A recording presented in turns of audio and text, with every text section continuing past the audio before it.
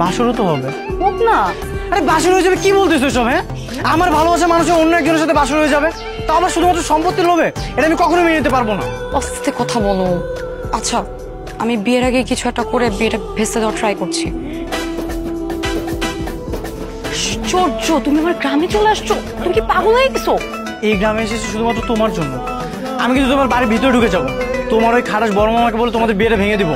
মামা অলওয়েজ গান নিয়ে ঘুরে, তুমি যদি মামার সামনে যাও তোমার বুকটা ঝাঁঝরা করে দিবে, তখন ভালোবাসা জানালা দিয়ে পালাই যাবে। কিন্তু স্প্রিয়া, আমি যে তোমাকে অনেক ভালোবাসি, তোমার বিয়ে হয়ে যাবে এটা তো আমি কখনো মেনে নিতে পারবো না।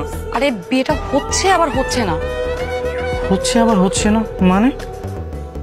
আরে বিয়েটা হচ্ছে 200 বিঘা সম্পত্তির জন্য।